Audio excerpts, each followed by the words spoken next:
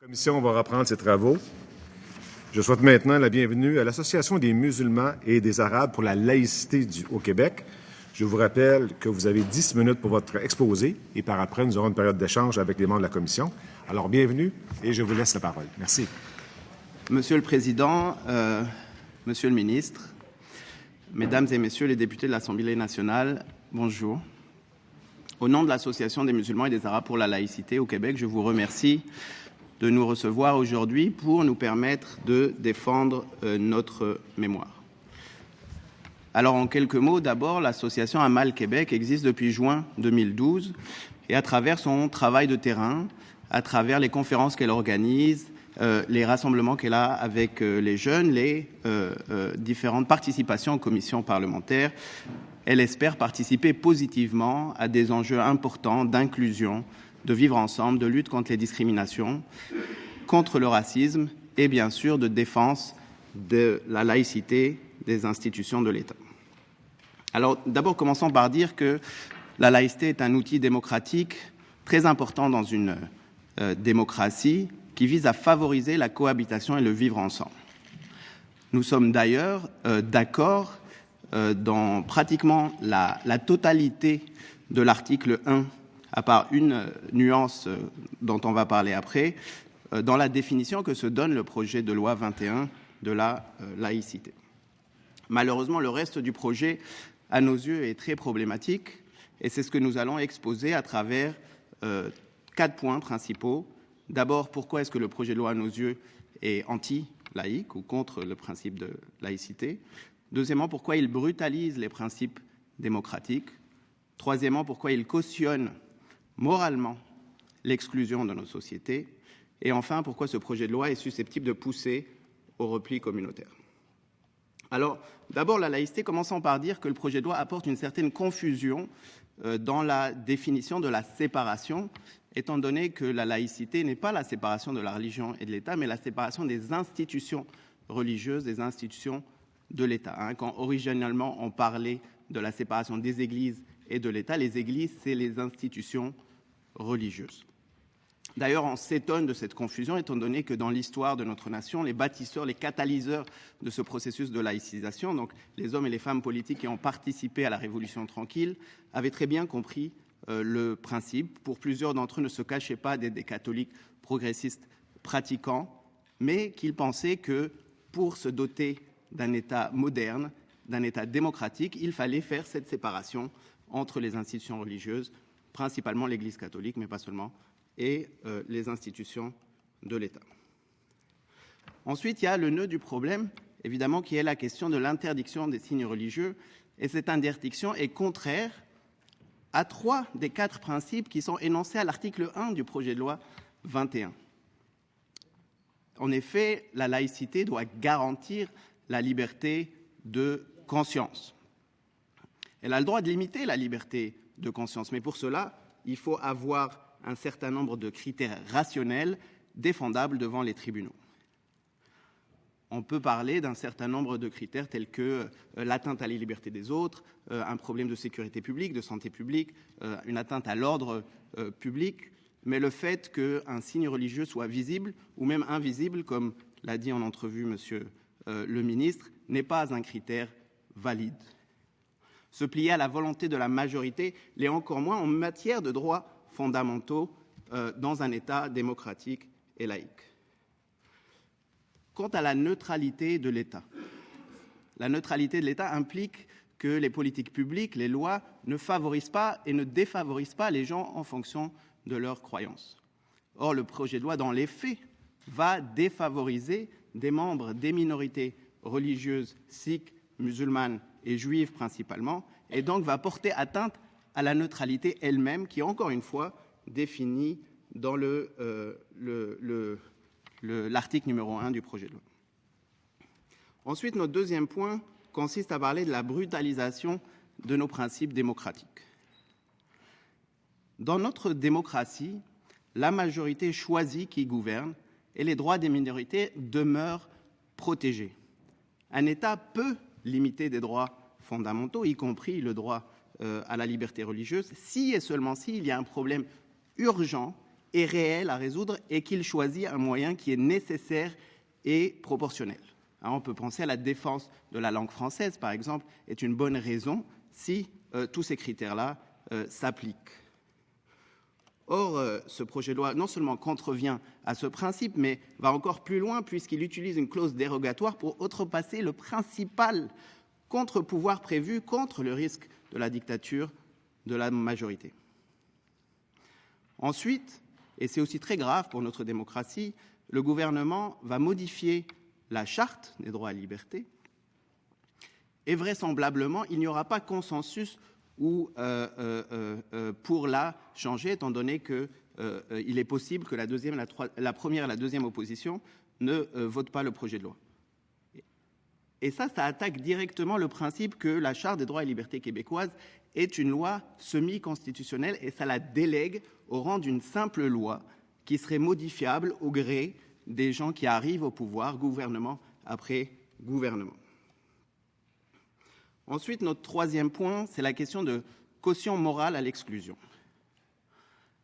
En effet, un gouvernement, à travers ses lois, ses politiques publiques, établit ce qui est acceptable et ce qui ne l'est pas dans une société. Or, le message ici est clair. Il est acceptable de discriminer, d'exclure des membres de minorités sans raison valable. Et on peut très bien imaginer que les conséquences vont toucher plus que les minorités visées par le projet de loi, et pas seulement les corps de métier qui sont visés par le projet de loi, mais aussi dans le privé, par exemple, ou d'autres secteurs, d'autres corps de métier du secteur public. Évidemment, la clause de disparité de traitement introduite pour reporter l'application de telles injustices sur les générations futures et les nouveaux arrivants n'enlève rien à la gravité du projet de loi. Ensuite, notre quatrième point et dernier, c'est la question que le projet de loi est susceptible de pousser au repli communautaire. Hein, nous avons expliqué dans notre mémoire que, historiquement, l'exclusion institutionnalisée pousse les communautés à se regrouper dans des quartiers particuliers ou à créer leurs propres institutions pour éviter la confrontation avec la violence du rejet. Les communautés musulmanes sont, à plusieurs égards, très bien intégrées au Québec. Pour l'extrême majorité sont francophones, elles ne sont pas concentrées géographiquement. On en trouve à l'est de Montréal, à Laval, à Québec, ou même à Trois-Rivières ou à Sept-Îles. Et pour l'extrême majorité d'entre elles, ne mettent pas leurs enfants dans des écoles confessionnelles. Il serait dommage, et dommageable pour le Québec et pour les communautés, que cette tendance s'inverse. Je ne peux pas d'ailleurs m'empêcher de penser à d'autres victimes dont on ne parle pas assez, qui sont les prochaines générations de Québécoises et de Québécois. Ces personnes qui n'ont jamais remis en cause leur québécitude, leur appartenance à la société, à la nation québécoise, vont voir leurs parents discriminés et stigmatisés par un débat public, par une société qui jusqu'à leur voyait comme la leur, et vont passer par des sentiments d'humiliation et d'injustice qui provoquera de l'amertume et parfois même de l'animosité. On a du mal à voir quel temps ça va prendre, peut-être même plus qu'une génération, pour corriger les blessures et penser les blessures qui sont dues à ce projet de loi.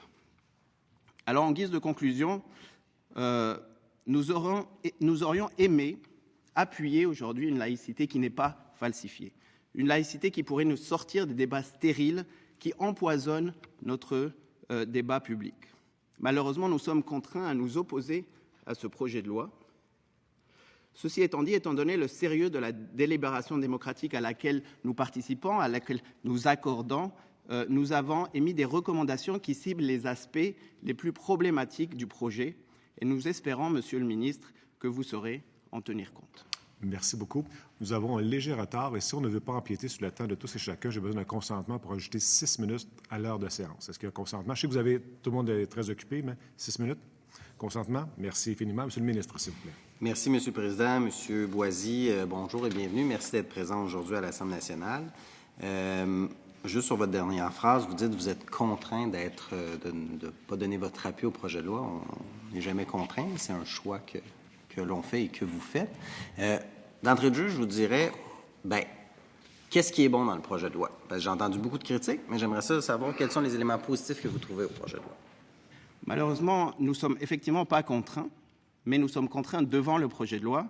Et vous n'êtes pas non plus contraint d'interdire les signes religieux et vous avez décidé de le faire. Nous, on pense qu'avoir une véritable laïcité qui définit honnêtement et sérieusement les 4 principes que vous énoncez comme étant la séparation des institutions religieuses, des institutions de l'État, le respect de l'égalité, le respect de la neutralité de l'État et le respect de la liberté de conscience, ça aurait été bien de ne pas avoir le reste du projet de loi qui est en contradiction avec l'article numéro 1 de ce projet de loi. Donc l'article numéro 1, à part la question de l'institution, la séparation des institutions qu'on pense importante, on pense n'est pas négative. Le reste du projet de loi est un projet de loi qui, à nos yeux, est contraire au principe de laïcité, donc évidemment on ne peut pas l'appuyer.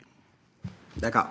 Alors, je suis en désaccord avec vous, notamment sur le fait que les institutions religieuses, on vise les religions pour une raison, notamment par le fait que ce ne sont pas toutes les religions qui ont des institutions religieuses. Alors ça, c'est un concept qui est important.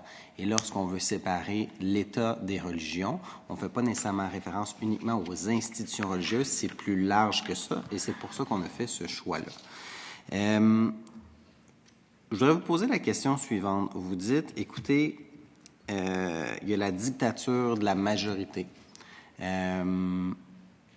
Donc, pour vous, j'imagine que c'est aucunement légitime que l'Assemblée nationale, ce soit elle, par le biais de ses représentants élus, qui détermine les paramètres en fonction desquels l'État et les religions seront organisés, les rapports entre l'État et les religions. Ça ne revient pas à l'Assemblée nationale de déterminer cela. On devrait laisser ça aux tribunaux, si je suis votre raisonnement. Absolument pas ça qu'on dit, Monsieur le ministre. On pense que, et tout le monde sait ici, que c'est l'Assemblée nationale qui écrit les lois, et j'espère qu'elle va continuer à les écrire. Maintenant, elle n'est pas obligée d'écrire des lois qui sont contraires aux chartes québécoises des droits et libertés, et on ne pense pas qu'elle devrait se soustraire à cette obligation-là dans le cadre de la laïcité, surtout que la laïcité, comme vous l'avez défini, permet plus d'égalité et plus de liberté de conscience. Donc, normalement, une laïcité bien définie passerait aisément le test des tribunaux. Maintenant, par ailleurs, la démocratie, d'ailleurs, nous avons entendu plusieurs fois, on vous a entendu parler justement du droit de la majorité de décider ce qu'elle veut dans ses lois, mais la démocratie, c'est, en tout respect, Monsieur le ministre, c'est plus compliqué que ça. Il y a la question, effectivement, et on espère que la majorité décide, mais il y a la question de pouvoir et d'équilibre de pouvoir. Je veux dire, c'est aussi vieux que les différents textes fondateurs qu'on a qui touchent à la démocratie. On pourrait revenir jusqu'à 300 ans en arrière, les textes de Montesquieu, dans la question, le livre L'esprit des lois de Montesquieu, qui dit que pour qu'on ne puisse pas abuser du pouvoir, il faut que par la disposition des choses, le pouvoir arrête le pouvoir. Par la disposition des choses, le pouvoir arrête le pouvoir. Et ici au Québec, Monsieur le ministre, la disposition des choses, c'est la Charte des droits et libertés québécoises. OK. Mais vous savez, dans le régime constitutionnel dans lequel on est, là, le législateur fédéral, d'ailleurs, puis on ne fera pas un cours d'histoire là, du rapatriement de la Constitution, mais ils ont prévu un recours à une disposition de dérogation, l'article 33. Alors, si le législateur fédéral a permis aux législatures provinciales d'utiliser la disposition de dérogation, pourquoi est-ce qu'on ne pourrait pas l'utiliser? Pourquoi est-ce que le recours à une disposition qui est prévue dans la Constitution canadienne et qui a été utilisée à de nombreuses reprises, pourquoi les élus de la nation québécoise ne pourraient pas utiliser ce processus-là? Parce que parler de pouvoir, de contre-pouvoir, moi, lorsqu'on dit que un gouvernement dûment élu ne peut pas avoir recours à des dispositions pour régler une question qui touche l'organisation de la société québécoise et qui, d'ailleurs, a été reconnue par les tribunaux canadiens, par le plus haut tribunal du pays, des valeurs sociales distinctes au Québec, les spécificités de la société québécoise. Alors ça, là, c'est pas légitime pour la nation québécoise de faire ses propres choix, de dire qu'au Québec, on développe un modèle de laïcité québécoise, parce que partout à travers le monde, là, chacun des États choisit son propre modèle de laïcité. Il n'y a pas de modèle universel. Vous avez des modèles davantage républicains, vous avez des modèles de laïcité ouverte, des modèles de laïcité stricte. Mais la nation québécoise a le droit de faire ces choix-là. Devrait choisir avec ses élus comment est-ce qu'on organise les rapports entre l'État et les religions. Alors, on se retrouve dans une situation où c'est prévu dans des textes de loi. Et là, on nous dit, bien, écoutez, non, pour ça, vous ne devrez pas le faire, ça n'appartient pas au Parlement de le faire. Le fait de dire, écoutez, on est d'accord avec le fait de dire votre définition de la laïcité, mais au niveau de l'application, et notamment le fait que pour certaines fonctions très précises dans la société québécoise, des gens qui ont un pouvoir extraordinaire, qui sont dotés d'une situation d'autorité, qui ont une influence importante, ceux-ci, là, la nation québécoise ne devrait pas avoir le droit d'indiquer quels sont les paramètres et les balises. Moi, je trouve ça particulier quand je reçois des commentaires sur l'état de la démocratie, alors que, notamment les tribunaux canadiens, la Cour suprême du Canada a reconnu ce droit-là à la nation québécoise. J'aimerais ça vous entendre là-dessus. Encore une fois, on comprend pas.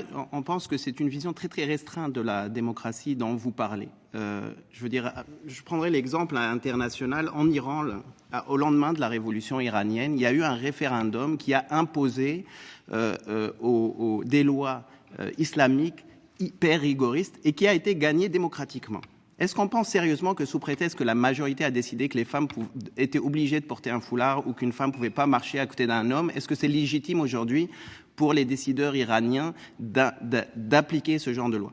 On pense qu'il y a des principes très importants à défendre et aujourd'hui, je vous dis, on a un Premier ministre en Alberta qui est arrivé qui n'apprécie pas le droit à l'avortement, par exemple. Est-ce que demain, s'il y a une majorité, vous allez nous dire, vous savez, le droit à l'avortement, on a le droit, nous, en tant que nation distincte, etc. Nous, on pense qu'effectivement, on est une nation distincte et on a été les premiers à adopter une charte de droits et libertés avant le fédéral. On a été la première législation en 1977, avant toutes les autres législations en Amérique du Nord, à interdire la discrimination sur les questions d'homosexualité et de choix d'orientation sexuelle. On est très étonné de voir aujourd'hui qu'on peut balayer ce genre de principes qui sont chers à notre nation, que nous avons construit nous-mêmes. C'est pas le fédéral qui nous l'a imposé, c'est même nous qui avons montré la voie en matière de respect de cet équilibre des pouvoirs. Et on pense que une laïcité bien comprise n'a pas à se soustraire. Si aujourd'hui vous parlez de droit à l'égalité et de liberté de conscience dans l'article 1, on pense qu'il est étonnant de votre part de vouloir à tout prix soustraire votre projet de loi du test des tribunaux, étant donné que si c'est effectivement vrai que vous défendez la liberté de conscience et le droit à l'égalité, il n'y aura absolument aucun problème. Monsieur le Président, Monsieur Boisy, vous comparez le Québec, le projet de loi sur la laïcité, au régime iranien. C'est l'exemple que vous me donnez avec un référendum sur l'État iranien. Non, ce que je vous explique... Moi, je veux bien avoir des discussions, là. Mais, comme on dit, on va comparer des pommes avec des pommes. Le projet de loi que nous avons déposé, ça fait 10 ans qu'on parle de laïcité, qu'on parle de l'interdiction du port de signes religieux. C'est légitime pour la nation québécoise d'organiser les rapports entre l'État et les religions. Vous avez eu une série de gouvernements successifs, à la fois les libéraux à l'époque du premier ministre Charest. Il y a eu des projets de loi qui ont été déposés, d'ailleurs, par ma collègue de Notre-Dame-de-Grâce, le projet de loi 94. Vous avez eu le projet de loi 60 de l'ancien député de Marie-Victorin. Vous avez eu le projet de loi 62 de la précédente ministre de la Justice, députée de Gatineau. Vous avez eu le projet de loi 394 de la députée de Gouin, à l'époque, qui inscrivait dans les lois du Québec l'interdiction du port de signes religieux pour les personnes en situation d'autorité, le rapport Bouchard-Taylor. La députée de Gouin, c'était Françoise David, qui était la co-porte-parole de Québec solidaire, pour le même parti pour lequel vous êtes présenté, que le député de Jean Lesage s'est présenté. Il y a eu la députée de Montarville aussi, qui a déposé un projet de loi là-dessus. Je pense que la nation québécoise, c'est une nation qui est ouverte, qui est respectueuse des droits de tous et chacun, qui est une nation qui fait preuve d'inclusion, qui est une terre d'accueil incroyable, qui s'assure de veiller au bien-être de tous et chacun de ses citoyens et citoyennes au Québec. Mais je pense que l'exercice qu'on fait aujourd'hui avec le projet de loi 21, c'est un exercice qui est démocratique. Puis on a le devoir, dans la soutenance de nos arguments, de présenter des arguments qui sont rationnels et qui sont crédibles. De dire que le Québec est comparé à l'État iranien,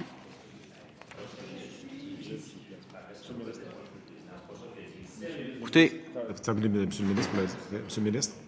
Merci. Moi, je pense là, qu'il y a certaines limites. Puis ce genre de propos-là, moi, je trouve que ça n'a pas sa place. Puis le député de La Fontaine, il peut bien s'exprimer. Il peut bien s'exprimer comme il veut.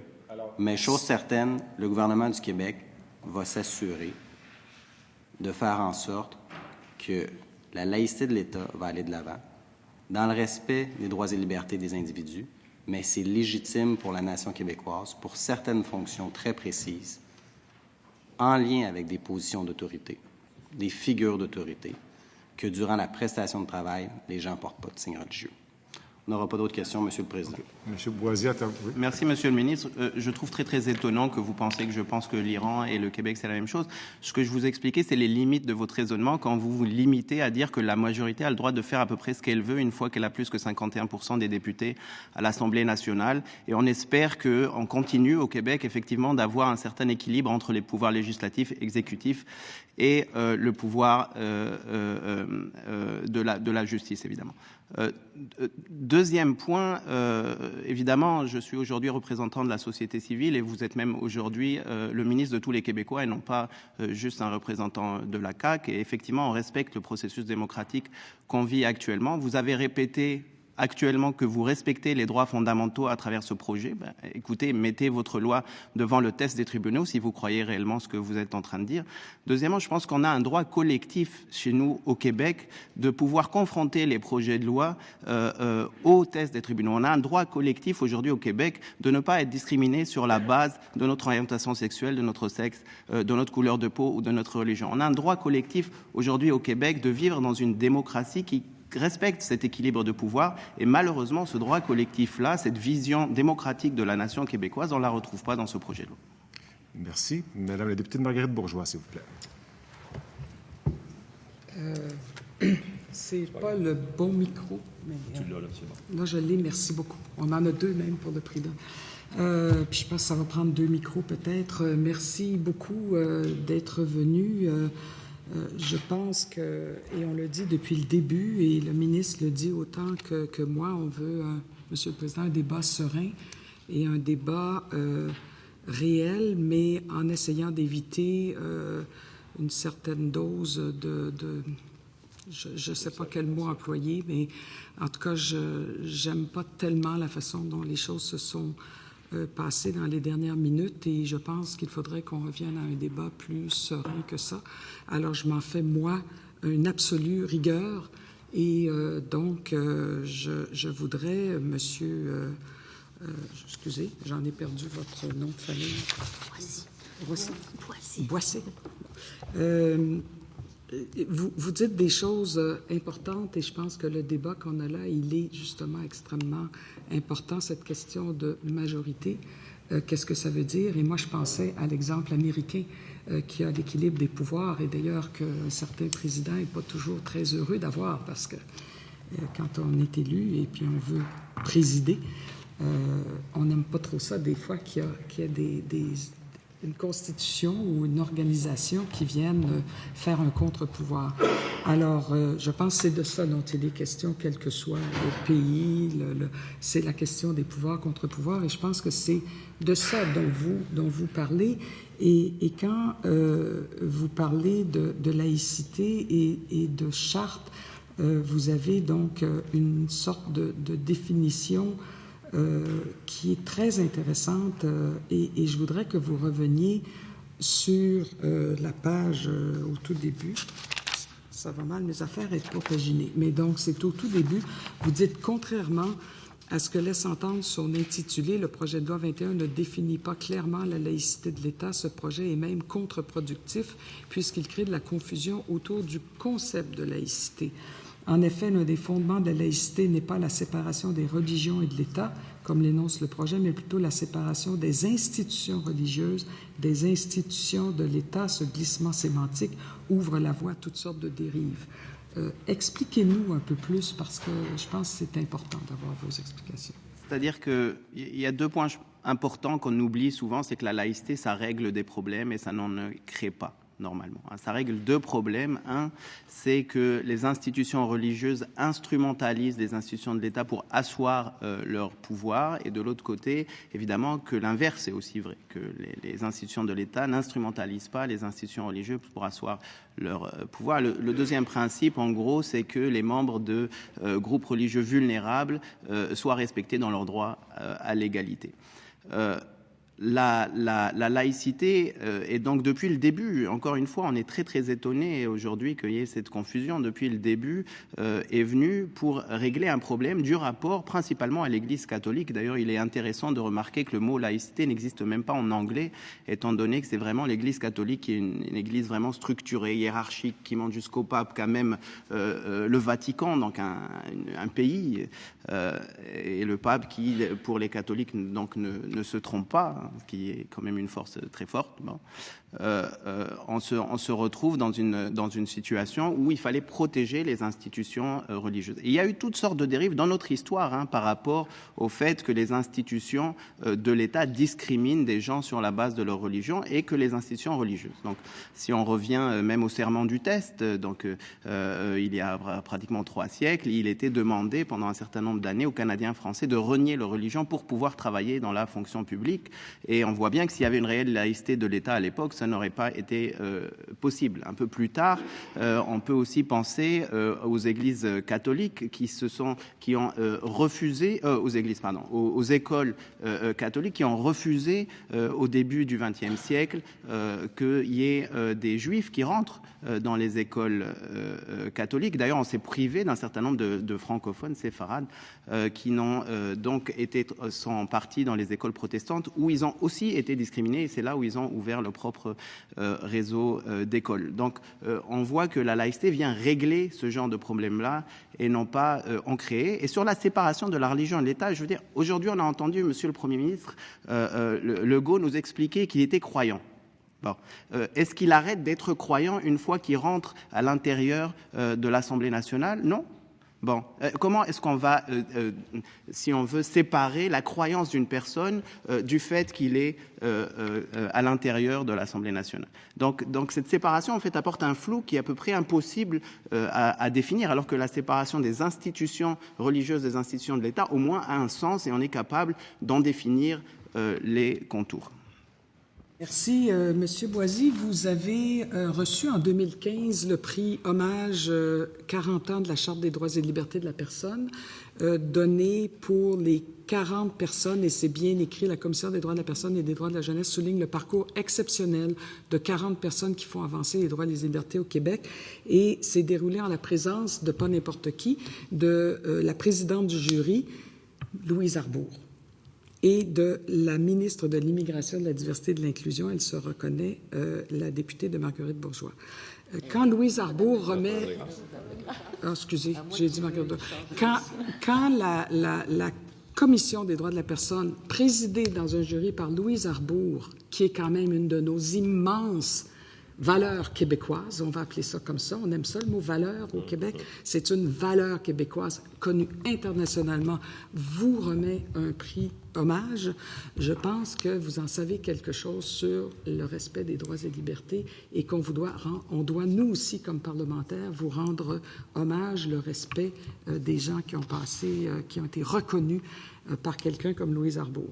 Donc ça m'amène donc à ma question qui est sur la croyance sincère. Vous étiez là-dessus, je vais continuer là-dessus, parce que à partir du chapitre qui dit un projet de loi inapplicable qui ouvre la voie à l'arbitraire, moi, c'est sûr, on va avoir des tonnes de questions sur l'applicabilité. On en a parlé hier avec d'autres intervenants.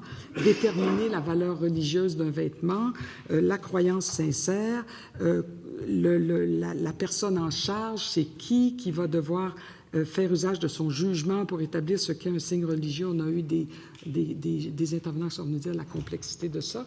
Alors, je voudrais voir comment ça s'inscrit justement dans l'application de la Charte des droits et libertés, cette question-là.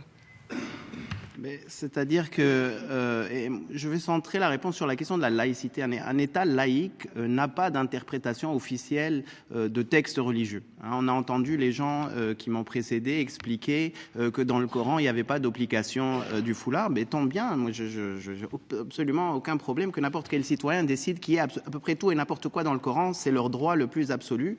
Maintenant, sans ils sont sincères dans cette croyance-là, un État laïque doit les protéger dans leur croyance et surtout ne peut pas décider qu'il y a une version officielle du Coran.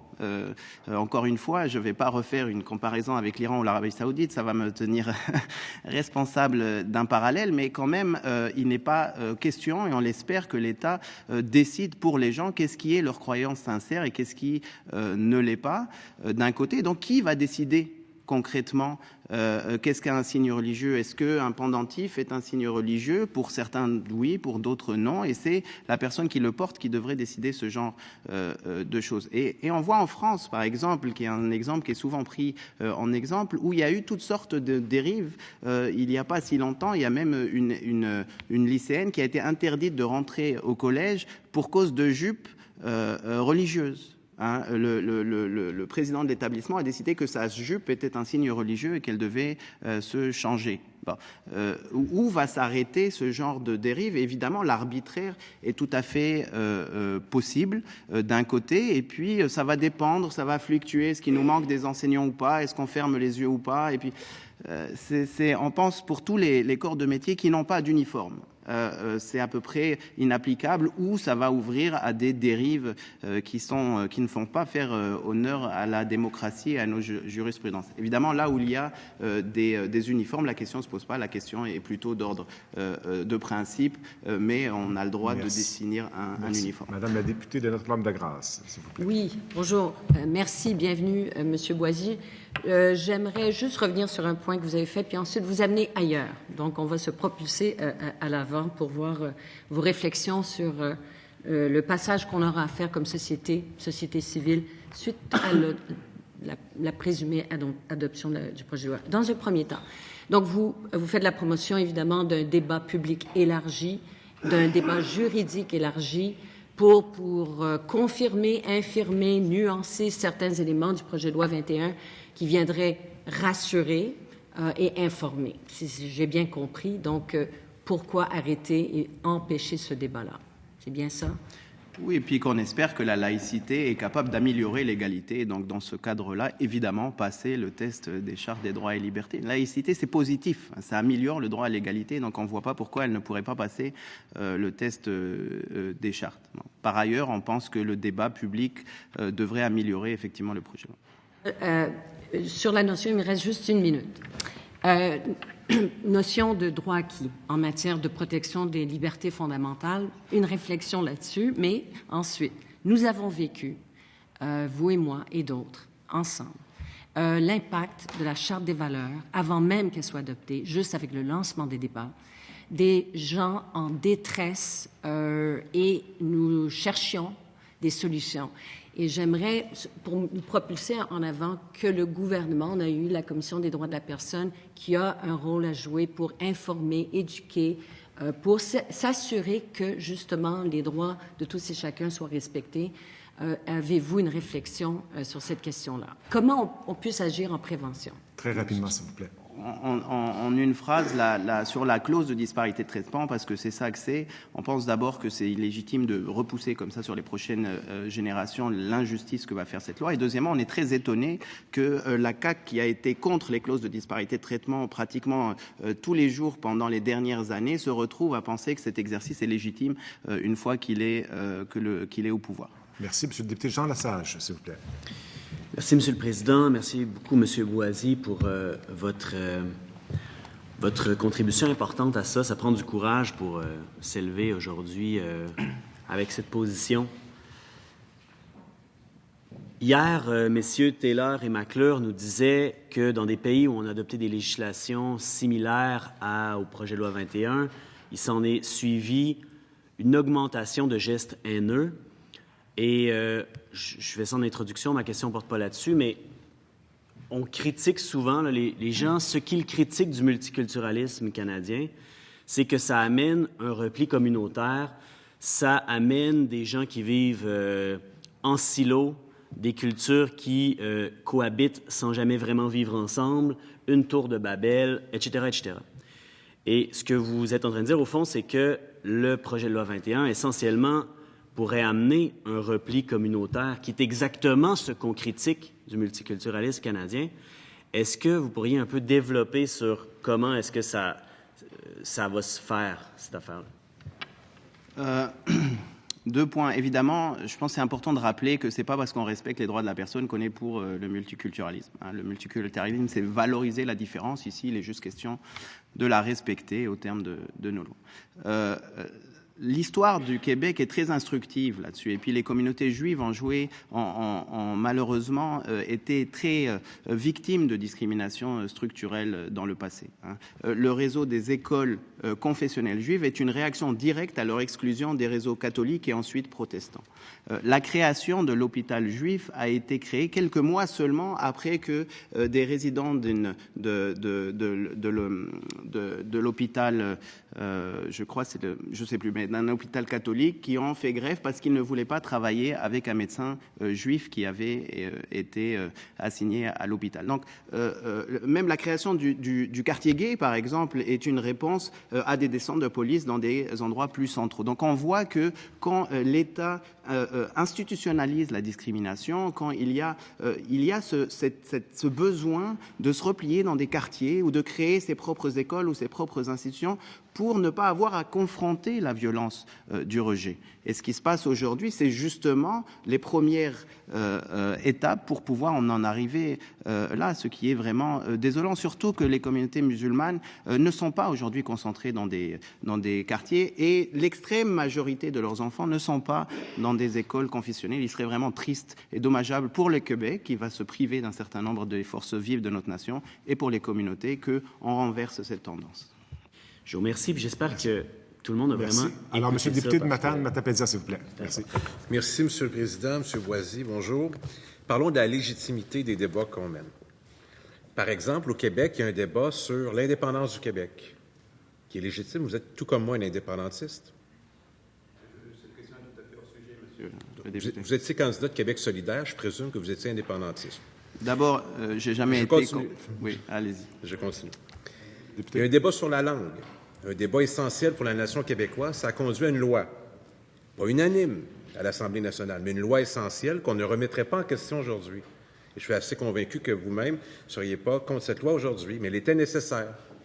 Alors, ma question, est-ce que vous reconnaissez que ça revient aux parlementaires de l'Assemblée nationale d'adopter une loi importante pour la nation québécoise parce qu'ils disposent d'une légitimité élue par leur pairs pour venir siéger à l'Assemblée nationale et adopter une loi? Est-ce que vous reconnaissez que, ultimement, il en revient aux parlementaires à trancher cette question de la laïcité parce qu'elle apparaît pour un gouvernement et pour des parlementaires comme étant un enjeu légitime et important pour la nation québécoise?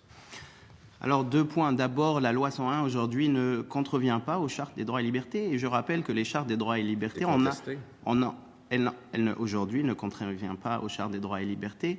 Et je rappelle que les chartes des droits et libertés peuvent permettre qu'on limite des droits fondamentaux si ça peut faire avancer quelque chose de positif dans notre société. On pense que ce projet de loi ne fait pas avancer les choses positives, donc on ne pense pas que c'est légitime par rapport aux droits fondamentaux. Deuxièmement, on pense qu'effectivement, et on espère que l'Assemblée nationale est capable d'écrire des projets de loi et qu'il y a une légitimité de cette Assemblée qui écrit les projets de loi. Maintenant, moi, je vous pose la question, est-ce que vous pensez qu'il est légitime qu'on n'ait pas de contre-pouvoir à l'Assemblée nationale et qu'une simple majorité est capable de faire toutes sortes de lois? Madame Matapédia, il reste 1 minute. Merci. Notre parlementarisme repose sur la légitimité de l'Assemblée nationale, sur celle des élus. Alors, je ne sais pas à quel contrepoids vous pensez. Est-ce que c'est des lobbies? Est-ce que c'est le juridique? Est-ce que c'est d'autres forces qui existent ailleurs? Moi, je vous indique bien humblement, après 12 ans d'expérience comme parlementaire dans cette Chambre, qu'ultimement, les représentants de la nation sont les députés élus et qu'il m'apparaît parfaitement légitime pour un gouvernement de mettre de l'avant une pièce législative qui sera appuyée ou non par les oppositions. Mais ultimement, ma question, et elle est importante, est-ce que vous reconnaissez ultimement qu'il en revient aux parlementaires à trancher cette question? plaît, monsieur. Oui, alors oui, et on pense que ce n'est pas une excuse pour retrancher. Et je vous donnerai un exemple. Le ministre, dans le projet de loi 9, par exemple, a déposé un projet de loi, et c'est le contre-pouvoir législatif qui lui a dit que ce n'était pas correct de commencer à appliquer des parties du projet de loi sans que, justement, l'Assemblée, qui vous tient tant à cœur, et qui nous tient aussi tant à cœur, l'Assemblée décide d'avaliser ce projet de loi. Donc, on est bien content qu'il y a effectivement contre-pouvoir dans une démocratie.